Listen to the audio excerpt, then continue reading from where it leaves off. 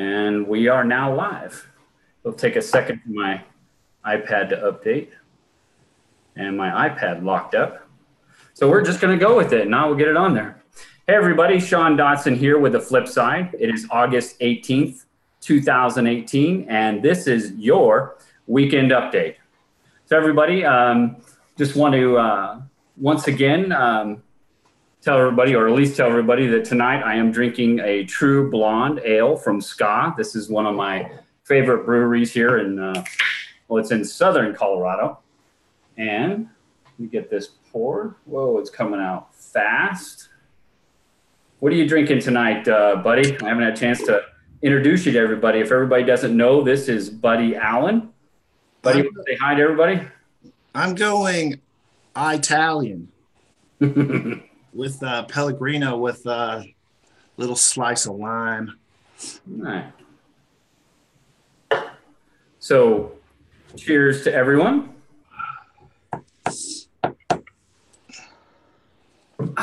So, everybody, first, I just want to introduce my guest tonight, and that is Buddy Allen. If you haven't met Buddy Allen on any of the forums, then you have not been on the forums. Buddy Allen has been on the forums for several years now. He's been in the chase quite a while. He'll tell you a little bit more about that. But he's also one of the lead characters in the documentary that came out last year called The Lure. And if you have not had a chance to go watch that documentary, I highly suggest you go get a chance to look at that up. And I'm sorry, I should have been prepared to tell you where you can find it. So, buddy, maybe you can tell us where it is. But I'd like you to give the opportunity to just kind of say hi to everybody here and also tell us a little bit about yourself. Like, how did you get into the chase? What year? Have you been boots on the ground? And tell us a little bit more about yourself so we get to know you. The first time I heard about the chase was the Today Show. So I think that was probably 5 years ago. And I was hooked from the first minute I heard about it. It just sounded like something that was exactly made for me.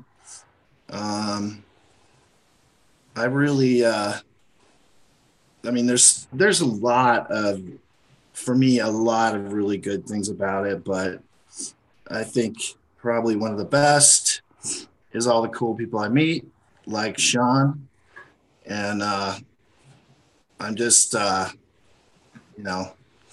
constantly being impressed every time I meet somebody, and I just get to know them a little bit and find out about all their amazing talents and just all the cool stuff they got going on. And I just want to say I just absolutely love your after party shows and your weekend update stuff. I can't get enough of it. I love it. I watch it all the time. I didn't pay him, folks. It's just great. It's a lot of fun. The after party is a lot of fun. I think everybody's going to be jealous of your hat. You're definitely one-upping DeCall there. That's for sure. I definitely like your hat. Very cool, man. Yeah, I wore this for him. I have plenty of cowboy hats. This is kind of a different kind of, more of a explorer, treasure hunter kind of hat. Yeah, I dig it. I don't wear hats very well, as far as those kind of hats. It just never fit me very well. Just not something for me. I wear baseball caps once in a while, but that's a good looking hat though, for sure. I wear baseball hats. So you got involved in the hunt. So that would have been like 2013 when the Today Show came out. Right. Yeah. Yep. Right. And what was your first impression of the hunt? I mean, like, what did?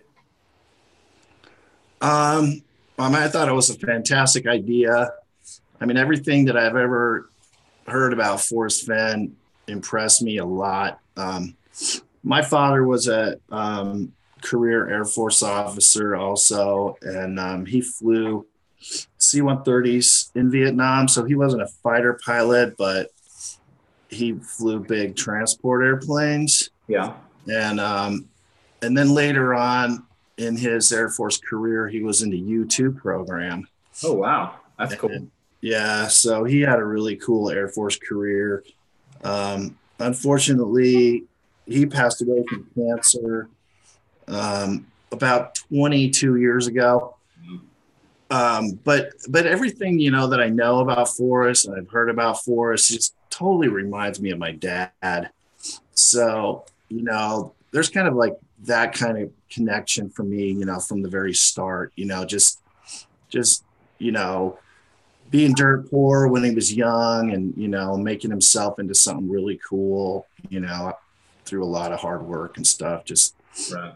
you know, there's a lot that reminds me of my dad. That's cool. So do you feel like this connection then, since you're being in the chase, not that it's just about, it's not so much about the, finding the treasure, or like Forrest then says, it's not so much about the quarry, it's about the thrill of the chase. Do you feel that kind of connection? Because I think I share something a little bit similar. If you watch my introduction video, that because of my father, that I do feel that kind of connection with my dad, sometimes being out there, and Watch doing that. I haven't seen it. it. Yeah, you know, I mean, Forrest just, I mean, I actually kind of have an attitude where, I mean, I've had opportunities, obviously, to go meet him, but I don't really want to, because I kind of feel like I don't want to get that close, you know.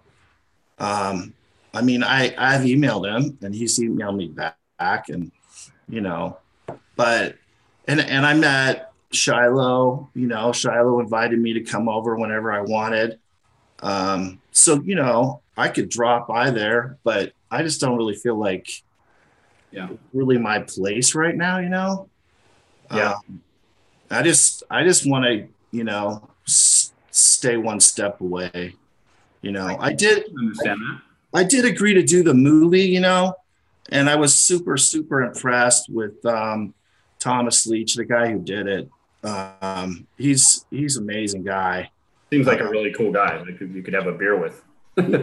He's like so fantastic and so artistic. I mean, I learned so much doing that. It was fascinating, and one of the main reasons I wanted to do it is because I knew that he was working with Forrest. I knew Forrest was in it too, you know. And I wanted to get more information about Forrest. I wanted to pick Thomas's brain about Forrest, you know. So that was my main reason, you know. He gave me a little bit of enough, pretty much. Yeah. So I just want to, Ben Downing in our chat room had mentioned that the lure is at the lure. It's THE-LURE.com. So if you are interested in watching it, you do have to purchase it. But once you purchase it and they send you an email, you can watch it as many times as you want. I think I watched it just the other day, once again, to just in my mind, about Buddy and a little bit about, what he's done in the chase and being in the lure. So it just kind of reinvigorated that in my mind. But you can, once you get it and you do buy it, you can watch it multiple times. So that's pretty cool about that. So thank you, Downing, for he makes the places that he went look amazing, you know. Oh, it's a beautiful video. Super, super professional guy. Yeah. You know, he's really talented. Yep. It was an amazing show. So I'm going to go through the room really quick and just say hi to some of our people that are in here. It looks like Rob G was the front running bastard in here. He was the first one to post in here. At least it shows 812. If he wasn't, somebody can correct me wrong, but in mine it shows he was. David Kramer, who's my search partner, I want to say hi to him. H. Purd, how are you? The Journeyer, hey Journeyer. Wave Seeker, how you doing, Wave? Everybody. Still going through. Rednecks, what's going on, Redneck Express? William Ortiz. Dak, that's D-A-K. Ramblin' Pam, hey Pam, how are you? Ben Downing, we already mentioned him. PoemTreasure.com. Teton Trapper, how you doing, Teton? CRO, that's a new name I haven't seen before. Jimmy Fast, Jimmy, how are you? Gay Delkin, Eugene, how are you doing, brother? You know who Gay Delkin is, right? Eugene? Oh yeah, he's been. I've met him. I keep inviting him if he's ever in Farmington. Eugene, that invitation's still open for coffee or a beer or whatever, brother. Anon, how are you? Totally Not Mitzi. I keep joking I'm going to make her my one moderator on the after party show, and that's kind of laughable because she's the one that probably needs to be moderated more than anybody. But we don't moderate anybody on the after party show. So I just thought it was funny. Either she'd moderate everybody or she wouldn't moderate anybody. It's funny. Who else we got in here? We got 50 people already in here hanging out with us. They're all shy. They don't want to say anything. Davio, my brother from another mother in California. How are you? Already said hi to Wave Seeker. I think I got everybody here. I haven't seen any questions yet, guys. Just want to let you guys know if you do have a question. Some of you guys are already doing a good job of it. Obviously, put that little @ sign in the flip side of Forrest Fenn's treasure hunt. If you have a question for either myself or Buddy, if it's for Buddy, then I will direct it to him and he'll answer that question. Once we get to that point, because we'll go through the weekend update, we'll talk about all the happenings, and then we'll go into a little bit of an opinion piece, and then we'll just kind of open it up to just some open talk, and then go to the chat room, guys. So you kind of know how this goes. I say that I ignore you guys, but I really don't. You guys ignore us anyway, so you know how it goes. So I'm going to jump into it really quick, and Buddy, like I told you, if you've got anything you want to talk about in any of these topics, feel free to just cut me off and say, hey, I want to talk about that. That was cool, and I got something to say about it. So please do. Don't be hesitant at all. So guys, we're gonna start right off with Adventures of Leroy. And this guy, he actually put a new 4th episode out today, and I'm sure many of you already know that because there's many people that just love Leroy. But his today was awesome. Hilarious. Have you watched it, buddy? So good. Yeah. Whoever's doing this has some great talent. Oh man, really so great. Yeah. But he did an interview with the doodle in Forrest Fenn's treasure hunt. And it was the one doodle from the scrapbook about Forrest Fenn being behind the line, behind a grocery store line, behind this lady who had all these curlers in her hair. And he said something to her about, how many channels do you pick up on that thing? And she just went off at him and said some pretty colorful metaphors that he didn't want to repeat. But Leroy, just as in the interview with him, he does, I don't know how he does it, honestly. I mean, he's just got talent galore. Yeah. To be able to manipulate that thing and do it like he does. But guys, if you haven't watched this, I don't want to give it away, but it's absolutely hilarious. And Forrest Fenn probably spit out his Worcestershire sauce watching it, right? Forrest, you were taking a swig on this and probably spit it out watching it. So, I mean, I'm a huge Leroy fan. Yep. We keep joking that we need to have a cardboard standout of Leroy at the September 6th, drawing. So that way everybody can get their picture taken with Leroy. So Leroy, get with K-Pro. You give up your secret identity. K-Pro, I'm sure, can keep it a secret, and we'll work out getting a cardboard standout. And then we'll draw who gets to walk away with it or something. So we'll see. I think it'd be pretty funny. Think about it. My dad was in the Air Force when I was a kid, so we moved around a lot. But pretty much most of my formative years, from 6 until 12, we lived about 30 minutes south of Macon, Georgia. Mm-hmm. So anytime you like when NASCAR comes on, I start talking like those guys. It drives my wife crazy. But that Leroy redneck stuff, that's all about me. I love that stuff. He's absolutely hilarious. And a lot of people, I'm sure, can connect with that and just have fun with it. And he's nailing it. So the guy just needs he's got it down. He doesn't have 500 subscribers already. You guys got it. If you haven't subscribed to that guy's channel, if you're just watching this and you don't have a Gmail account, guys, go make a Gmail account. Go over there and subscribe and like this guy's channel. This guy should have 150 likes on there. I mean, it's amazing. So get a Gmail account, go subscribe, and go give that guy a thumbs up, because whoever's doing this is putting some serious effort into his channel, and he really deserves some props. So props to him, and Leroy, keep it up. Great stuff. Next, I want to go into a Gypsy's Kiss. And this week on a Gypsy's Kiss, the Tipsy Gypsies, as I like to call them, on Tuesday put out what they call the Tipsy's technology kit.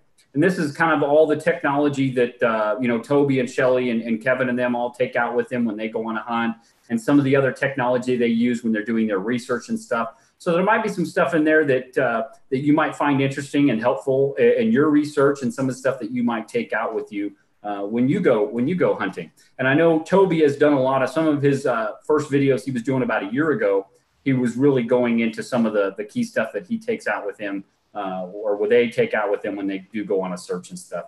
Me, I personally keep it pretty simple, but that doesn't mean that there's not some stuff in there that may be useful to you and when you're going searching and stuff. So, and then this Wednesday, they did a show, and their special guest was Matt Brewer, who's a real technical, techno kind of wizard, I like to call him. And, he's all into drones and stuff like that. But they were really talking about, can technology help you find Forrest Fenn's treasure?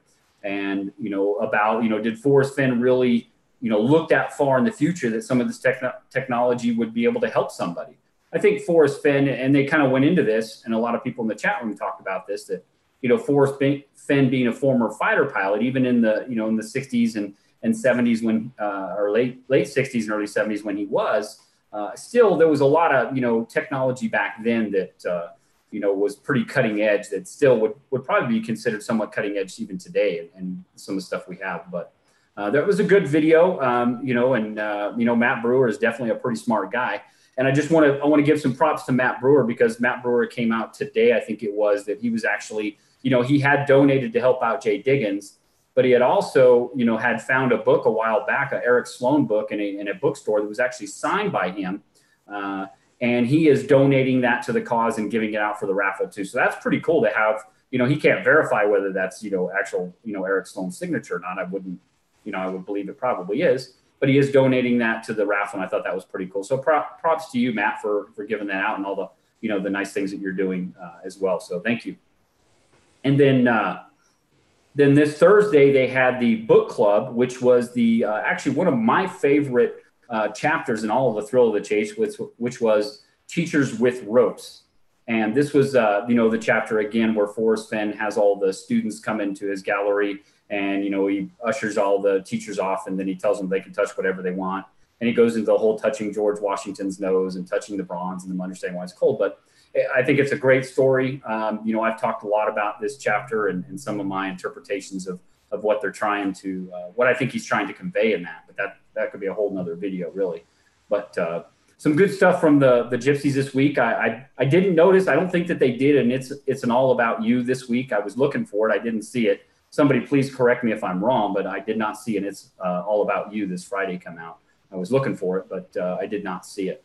But what did you think of what the Gypsies talked about this week, buddy? Or did you? I didn't see the first two ones, but I watched part of the Teachers with Ropes one, and I've always pretty much, as long as I can remember, we had a school teacher that lived across the street from us, and I remember growing up just being a little bit amazed at how she had a completely different personality at home than she did at school.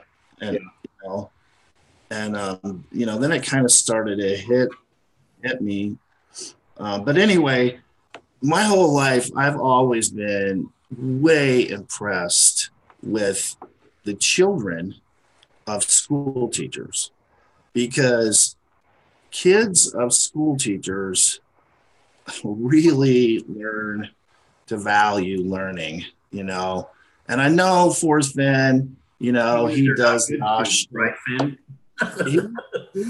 he does the aw shucks Texas twang. I got D's and F's, blah, blah, blah.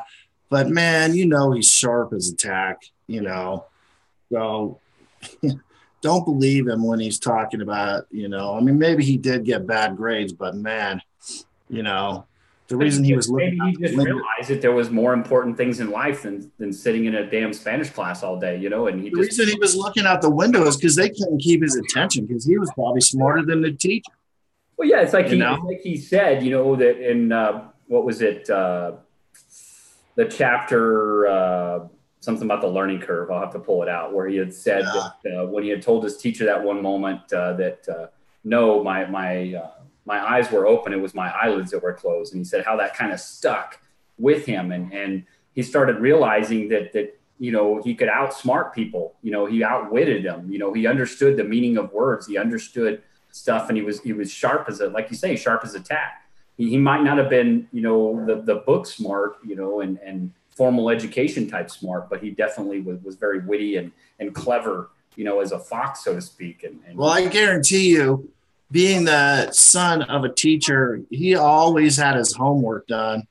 Yeah. It just, I don't know. My daughter married an amazing guy, and his mom's a teacher, and I just am super impressed with kids of teachers. Speaking of kids, I just want to let everybody know I do. My kids are in the other room right now. They're pretty calm and hopefully asleep. But if they get up and they need attention, guys, I am going to step away and I will let Buddy take over and be able to talk about whatever he wants to talk about. But I'm just saying that my kids are a priority. I will take care of them. And if the screen just goes black, well, that was an emergency and I had to take care of it, guys. So just want to throw that PSA out there really quick. But yeah, the Teachers with Rope chapters, it's one of my favorite chapters. And I want to recognize Ben Downing in the chat. He did say they had an It's All About You this week. I missed it, so I'm sorry, guys. I did not see it. I was looking for it, and either was just too far down, and I overlooked it. So, Ben, if you could tell us who that was. Toby interviewed Jay Diggins. Well, yeah, that was the one that he did talk one. And, yeah, we were going to talk about that, but I guess you could say, yeah, if that was the one, It's All About You. He did, have an audio interview with Jay Diggins because she wasn't able to do video, and she did give us a whole synopsis of, her and her family going back to the home and seeing what, everything was going on, telling us everything that's going on in her life right now. So that was a good update. I do remember hearing that. But as I was looking for the It's All About You video and not necessarily that one, but you're right. And that's obvious. So anything else you want to talk about of the Gypsies this week or? There's, I'm a big fan of that chapter too. He's talking about learning, and that's, it's a big important part of his life. He idolizes his dad, and I really feel like he thinks of himself kind of like a college professor, all of his scrapbooks, all of his things, they're all very informative, and they all get your mind running, and make you want to go look things up and learn more. And the thrill of the chase is very, very, very educational, and you can't deny it. And he's talking about kids and how to reach kids, and that stuff is great. I did want to say one thing, if you let me just kind of go on a little tangent. Yeah. There's a book that I've always loved my whole life called Pink and Say, and it's a story, true story about two soldiers in the in the Civil War. And they're both Union soldiers, but one is white and one is black. And actually, the white soldier's injured, but he was deserting when he got injured. And the black soldier essentially saves his life, takes him to his home where his mother nurses him back to health. And then the black soldier is so adamant that he wants to return to the war. And his mother is really protesting, but he says, no, I'm going back. And so they both go back, but then they're both captured by Confederate soldiers. And they're taken to Andersonville prison, and the black soldier's executed. He's hung. And the white soldier actually makes it through till the end of the war and lives. But during the book, the white soldier tells the black soldier, hey, I got a chance one time to shake the hand of Abraham Lincoln. And so he says, here, touch my hand. So you touch the hand that touched the hand of Abraham Lincoln. And so as this black soldier is about to be taken away to be killed, he says, touch my hand one more time. I want to touch the hand that touched the hand of Abraham Lincoln. It's an amazing, amazing story, but it really reminds me of, the whole touch the painting of George Washington. George Washington was in the room, when that paint was put on there. But anyway, that reminded me of that book. It's, it's like I just love that book so much. I have a really hard time keeping it because I always give it away because I like it so much. when I find somebody who hasn't seen it, I always give it away, and then I always go buy more of them. But anyway, Did you say it was pink, like the color pink? yeah, Pink. And say, like SAY? Yep, Pink and I Say. wrote that down. I'm going to try and find it. That's It's so good for kids. Oh my gosh, it's a really, I mean, it's a kid's book, but it's a really, really, really good one. cool. Cool. Yeah, that chapter, and I've wrote about this before in one of these forums that book, and even the title where he says teachers with ropes, and just kind of how he talks about and I've said this before. I think why a lot of people are trying to find subtle hints within the stories, and we know they're there, subtle clues, subtle hints. We know they're there. I tend not to look for those things. I try and read what I think Forrest Fenn is trying to convey to us, the message he's trying to convey in these, because I think really he is trying to convey some kind of message. It's not just about stories about his life, but lessons he's learned. He's trying to convey these things, not so directly like, hey, do this, don't do that. He's trying to convey these things that makes us think so that we earn the lesson. And at least that's how I interpret it. And maybe he's like, oh, what the hell are you talking about, Sean? I was just telling some stupid story. But the message I get out of that Teachers with Ropes is it seems like our education or our teachers tend to lasso our children's imagination for a set course curriculum or society's set norms. That this is how you're supposed to learn. This is what you're supposed to know. The 3 R's, all this other stuff. And yet Forrest Fenn, was jumping out the windows, trying to get out there to be out in the sunshine and not waste his time in these classes. Maybe because he knew his dad was a principal, he's just going to get away with it or whatever. But look how he turned out. He still became a fighter pilot. He still became a successful gallery owner. And he's done these great things, even though he did horrible in school, and he never had any formal education. And he just thought that the best way was through experience. And he kind of synopsizes that in the epilogue a little bit, and he says, now here, at 80 years for me to look back upon, what have I learned? And he kind of says these few most important things that he's kind of learned. And that Teachers with Ropes, that's the kind of lesson that I get from that chapter. And that's why I said I think it's one of my favorite, lessons. The first couple of times I read it, again, I was like everybody else trying to find subtle hints. But as I matured in this chase, I started going back through the stories and go, okay, what are we learning from this? What's this guy with all this experience trying to teach us? And doesn't he say, or hasn't he said sometime that the person who is going to find this treasure is going to be somebody who thinks a lot like him or something like that? Or I can't remember exactly, but the thing that I think is amazing is, that in Santa Fe, New Mexico, the number of art galleries, was huge, and there were some amazing ones. And here he is, he's never had anything to do with art. And he's just like, I'm going to go, if they're doing it this way, I'm going to do it the complete opposite way, And that was the lesson he learned by walking in the Kachina Gallery. Right. The Kachina Gallery, and DeCall and I have talked about this. He walks into the Kachina Gallery and he walks around and there's signs everywhere saying "Do not touch." Right.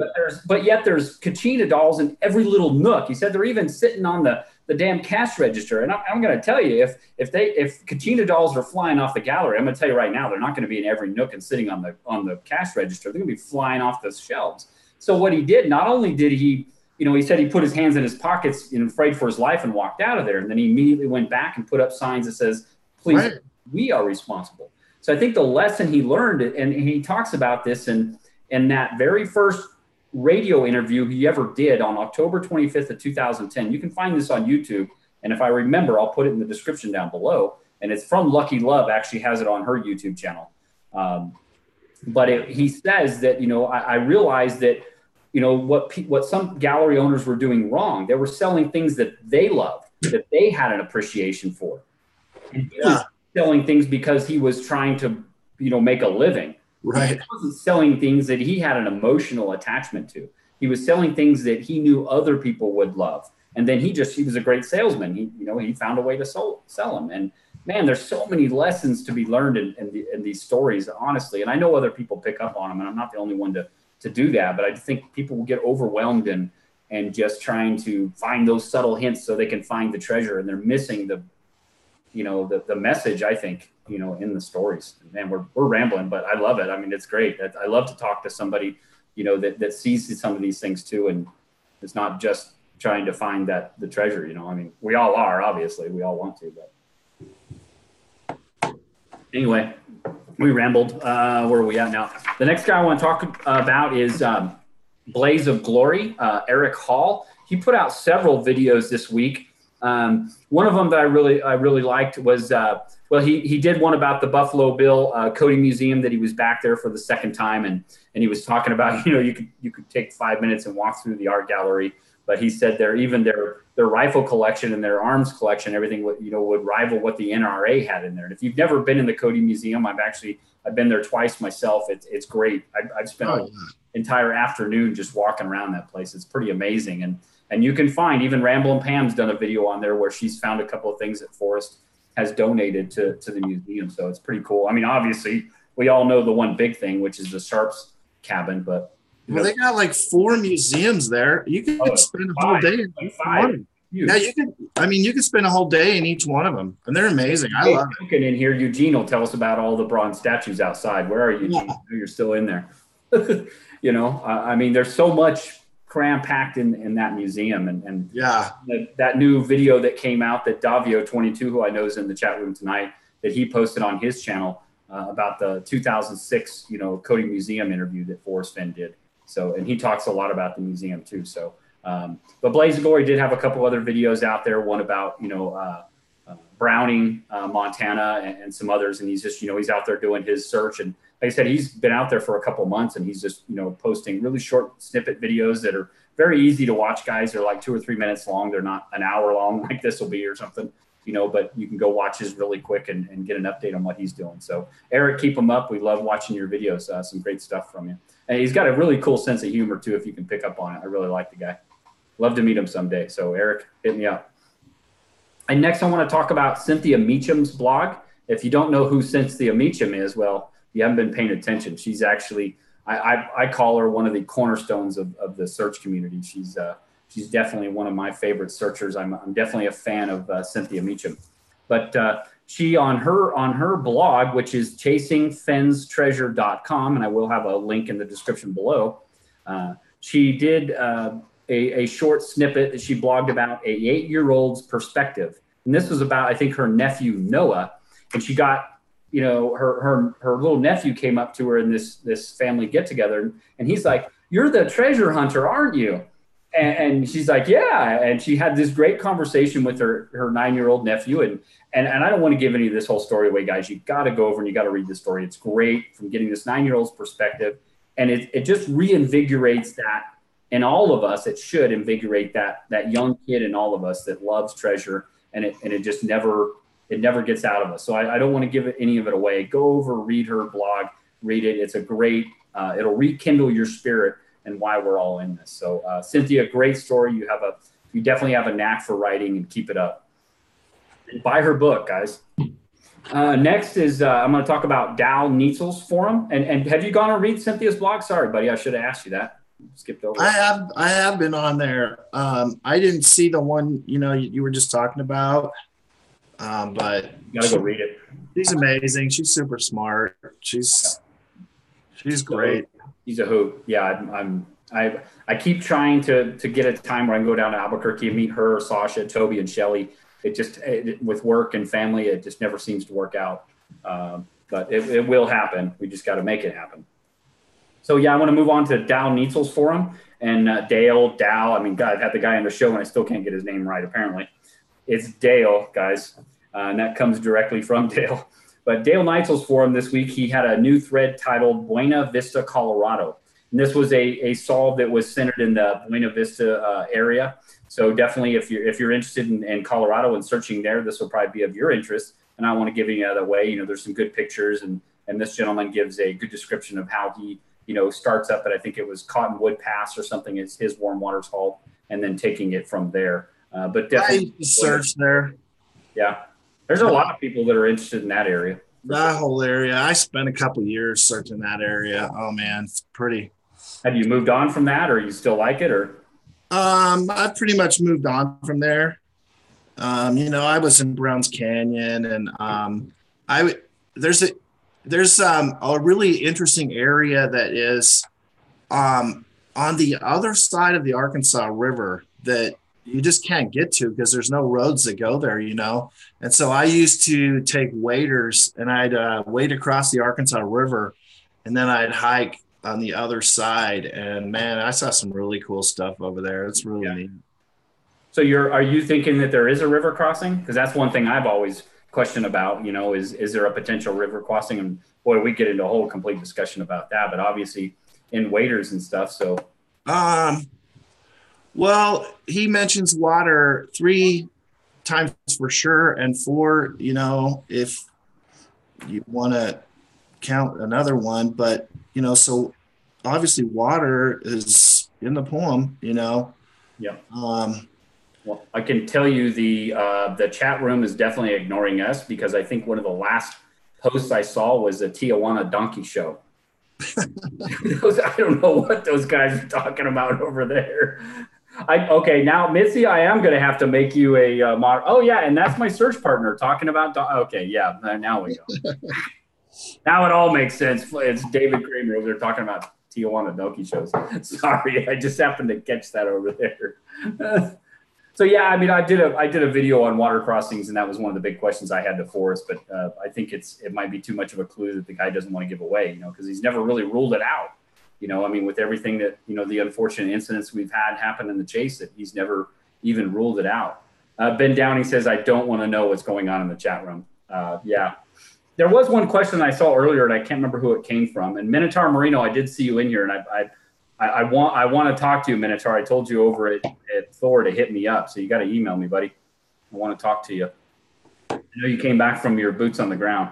It was Minotaur Marino that actually a question. He said, "Buddy Allen, why does George Washington dollar the two misspellings that Forrest had on there seem important?"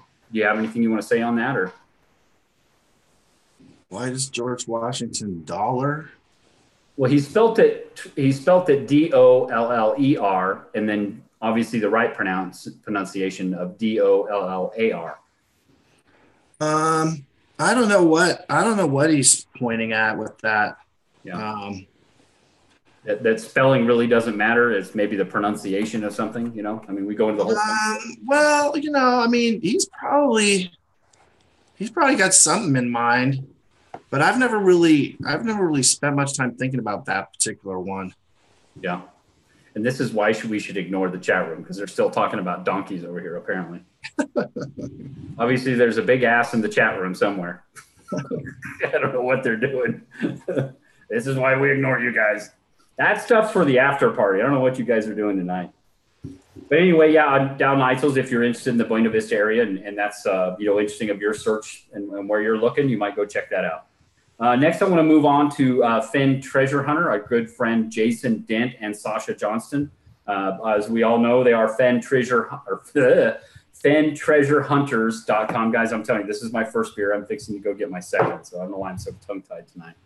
But they did their Tuesday show, and it was with their special guest, Sean Martinez. I can't even say my own name right. But Sean Martinez is obviously a treasure hunter, and he's a former homicide detective. So very, very interesting to have him on there. But what was really interesting about that whole show is Sean has a lot of experience in reading body language, and he had a lot of interpretation of body language and some of the skills that obviously as a former detective, and being able to be a good objective investigator, and the kind of skills that he brings to the table and looking at this. And I'll talk about Sean a little bit later because he does have a YouTube channel, and I want to talk about that. But obviously, I think it was Ben Downing here in the chat room also asked you, buddy, if you had a YouTube channel.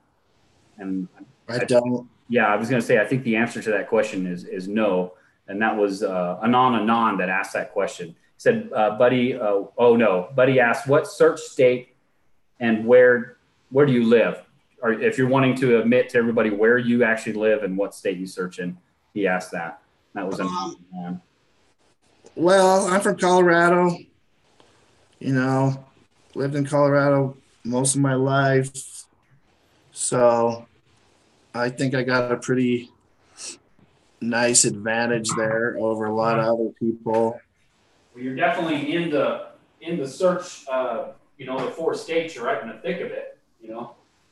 Yeah, and I mean, if you want to talk about that right now for a minute, I got some feelings. I think that if you break down, I mean, if you get down to the kind of the bottom layers of the chase, obviously, I mean, you may disagree, but obviously to me, a couple of the major benefits of the thrill of the chase that Forrest Fenn set up is to help the economy in New Mexico, Yeah. and up in Wyoming around Yellowstone, right? The two places that he loves. And if his goal is to, if one of his goals is to, do something that will benefit the economy in New Mexico and the economy up around Yellowstone, I think he can do that just as good hiding the treasure in Colorado as he can by hiding the treasure in New Mexico or around Yellowstone. Yeah. Actually, it might even be a little better to hide the treasure in Colorado. So he knows New Mexico and Yellowstone are just going to get hammered with searchers. I mean, he's 10 steps ahead or more than that of all of us. Okay. Oh, yeah. So I look at it like, he knows where everybody's going to go. Right. So to me, I mean, you can argue the same exact thing and use and pick the other way. But to me, Colorado makes a ton of sense, I mean, you can't, I don't think we can actually, there's a lot of people that automatically want to rule out of state, for whatever reason, because he doesn't talk about it or because it's too obvious or even a whole region because I think it's too obvious. Like, yeah, I mean, I like to rule out Yellowstone. I mean, one, I've been there and I don't think it's there because I think it's a big meteor hit. I could be completely wrong. That's just my bias and how I read, the poem and basically the legalities of it. But that doesn't mean it's right, but we all want to automatically cut out areas before we take the time to really understand the poem. And what I think, if you try and say, oh, it's got to be in New Mexico because he's so close to it, or it's got to be in Wyoming because he just loves that area, or it's got to be in Colorado because he doesn't talk about it. If you're doing those types of things before you ever really understand the poem or before you have that first clue nailed down, I think you're doing yourself a big disservice. And that's just my opinion. It doesn't mean it's right. I mean, I could be the one that's completely wrong. I'm just saying how I interpret things. I started out 5 years ago, and I just did a whole bunch of things just like what you're talking about, and I mean, a lot of my ideas have completely changed 180. Oh yeah. But 5 years ago, I said, look, I'm not going to go to Montana. So if it's in Montana, someone else is going to find it. So I just didn't focus on Montana. Yeah. And I also said, you know what? I read some of the stuff that Ash Tree was putting on Chase Chat. Mm-hmm. I'm like, oh my gosh, this guy is a freaking genius. If codes and ciphers are involved in the chase, I'm not going to find it. He's going to find it. Yeah. So I just said, forget it. He's way smarter than me. So if codes and ciphers are involved, I'm never going to find it. But then that comes down to that whole thing that he said that this is made for an average redneck. Now, I know that could just be tongue in cheek, and I'm a poem purist, and I'm not supposed to pay attention to that stuff. Okay, whatever. But, if he said he's made for an average person, then, and I said this the other night when we had Mike Davis on, Mike Davis is a very intelligent guy. This is M. Davis. Yeah. Very intelligent guy. He's admitted he's an electrical engineer. He's a paleontologist, amateur paleontologist. He's an amateur astronomer. I mean, he does all these hobbies that, building his own telescopes. I mean, yeah. And even he is like, man, all this specialized knowledge that we bring into this, each and every one of us may not help us a lick. It may just hinder us. It may hamstring us because we think, oh God, we're perfectly tailored to figure this thing out when he's built this thing for the average redneck. And I think that means that every single one of us has the same opportunity if we just think and analyze, if we just pay attention to what he's telling us. And again, me personally, I go back to the poem, and again, grammar and and word meanings and everything else are the most important thing. And that's what the average people, it's the same language that we have.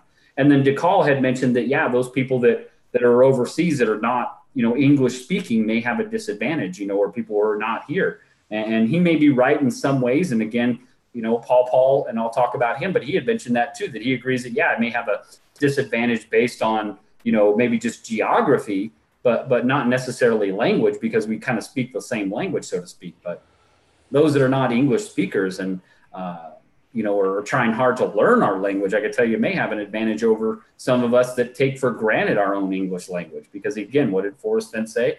Or he quoted Mark Twain, it's not what you don't know that gets you in trouble. It's what you think you know for sure that just isn't so. Right. Forrest Fenn says, we really think, we know what our words mean, but we sometimes use them erroneously. I mean, geez, I don't know how to state that any more than I have. How did we get on this soapbox? Man, we're way out in left field here somewhere. But Fenn Treasure Hunter, yeah, he had Sean Martinez on this week. Enough to be the guy that. Yeah, Jason's a cool guy. Sean's obviously a very cool guy. He's from Clovis, New Mexico, from my state, a little further south from me.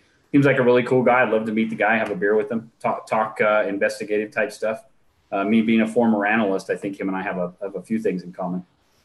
But one thing I wanted to mention too, I mean, Jason and Sasha obviously did the Saturdays with Sasha tonight at 7:00. Great show. I was in there talking with the guys. They were talking some great discussions and really paying attention to the chat room, which they do an outstanding job of. We just ignore you guys. But then Jason, I wanted to mention Jason Den has donated a military style backpack that we're going to put like a boots on the ground type package together and put it into the whole raffle for Jay Diggins fundraising. So thank you, Jason. I think that was great that you did that for Jay Diggins and putting that in the whole community. So great job there. And if you guys haven't gone back and watched the Tuesday show,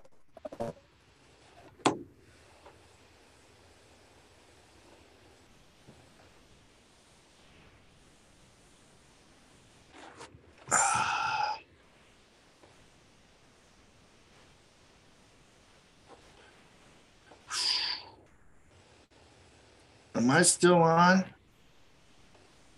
Okay, I should be. Is my Wi-Fi messing up?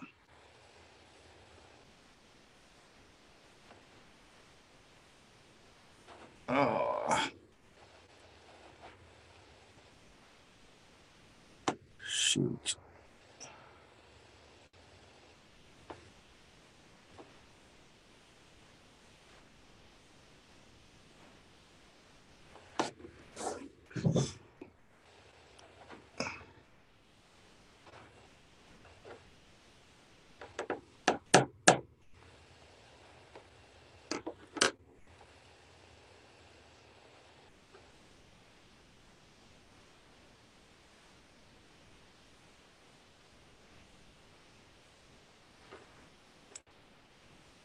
Not too sure what's going on.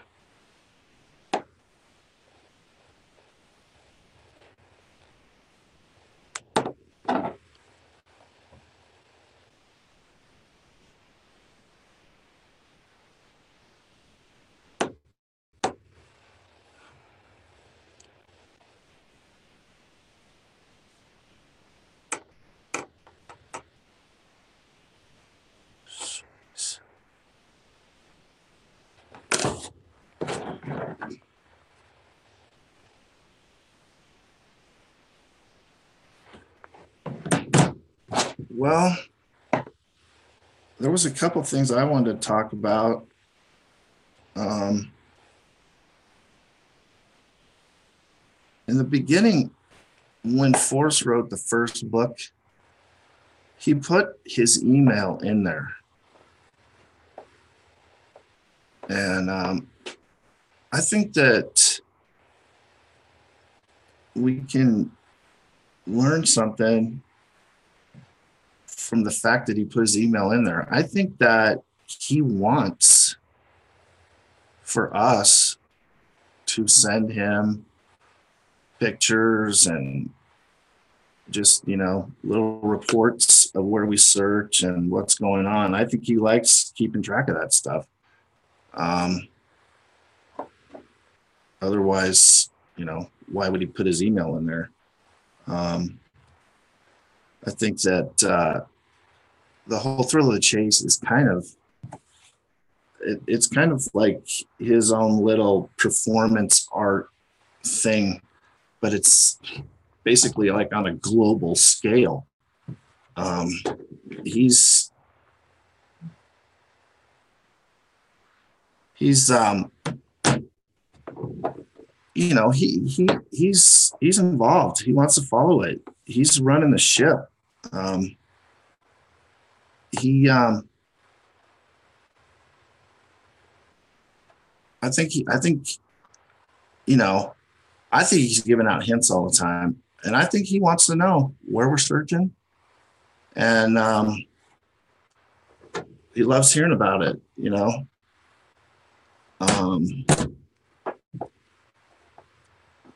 Another thing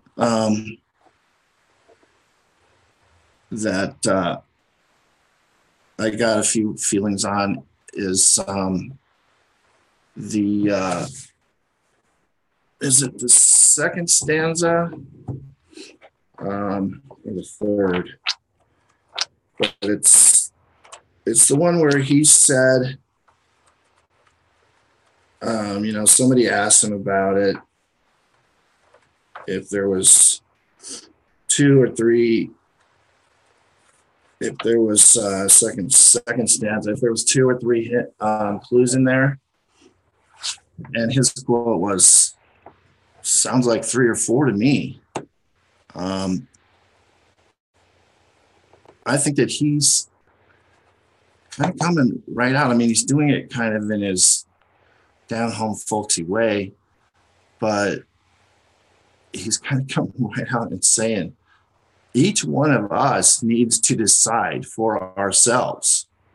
Is there 3 clues in there, or is there 4? And that's, I think he's flat out saying it, when he says, sounds like 3, maybe 4. That's something that everybody needs to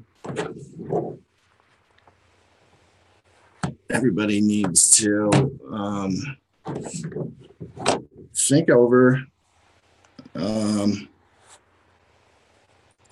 and decide.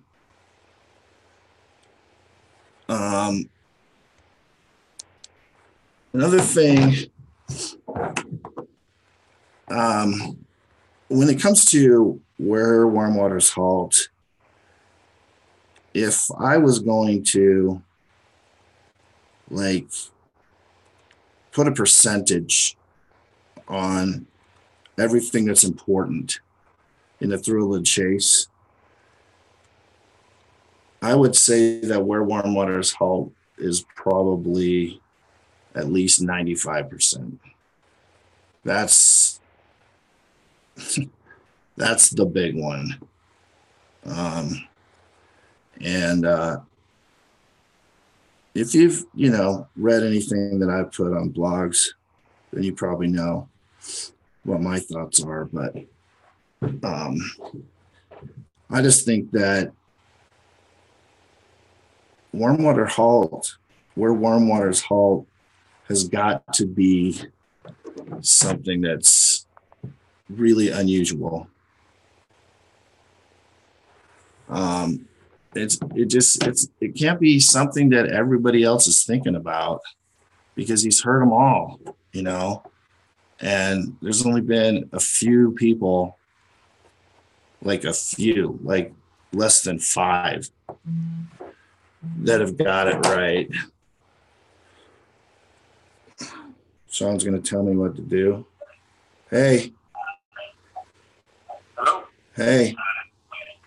Is this Buddy Allen? Yeah. What do I need to do? Okay, now you are. I've got you on the delay here. That's the problem. Okay. You need to, down at the bottom of your screen, Yeah. you'll have like a green part that'll say more, and then there'll be a little tab that says invite. Does it say share? No. There's a green thing that says share. On the bottom side, it should say like little dots. Oh, And you click on that, and at the bottom it'll say invite. And then if you click on that, put in my email, which is SeanNM@hotmail.com. I don't see it. Sorry about this, brother. Oh, more. Yeah, my computer got a balloon screen at the desk. Stop live stream, invite. Yep, invite. Okay, You're doing a good job, brother. Don't worry about it. so Everybody's agreeing you're doing fine. choose your email service to send an invitation. Just should say invite and then send an email from there. Okay. Send an email to you. Yep. And then it'll be Sean, S-E-A-N, and then the abbreviation for New Mexico, NM@hotmail.com. Default email, Gmail, or Yahoo Mail? Which one do you use? I use Gmail. Okay, then do it from the Gmail. Okay.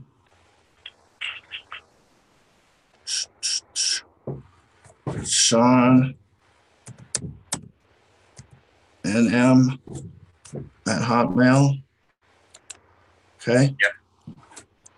And send. .com, yep.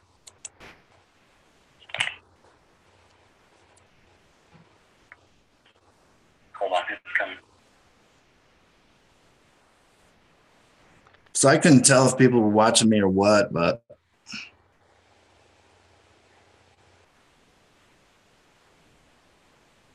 Why is it not doing that? Something's wrong.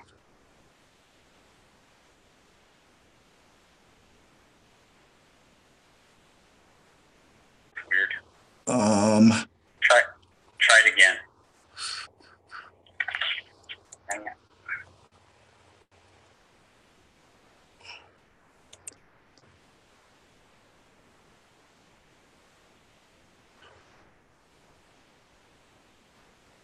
Why is it telling me I'm showing the host? it says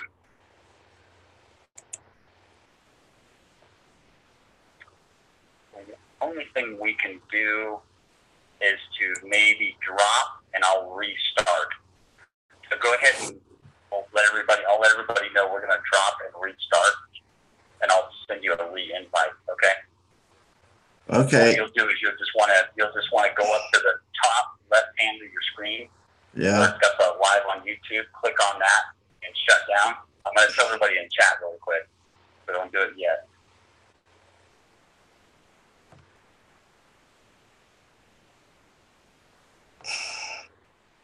Tell everybody.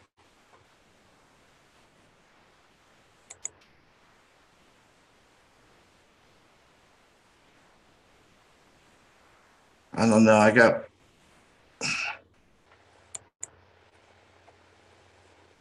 got some Zoom stuff. Unless you want to try it again. Did you want me to click on the invite for tonight's show that you sent me at the start? No, I'll have to send out a whole new one, brother. Okay. Unfortunately. So go ahead and drop and we'll just restart. It happened. Okay, so end meeting.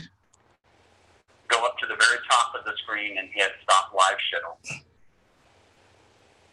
I don't see that. And then from there you'll be able to kill it. Here's one that says stop video. Yeah. And then just completely close it out. All right.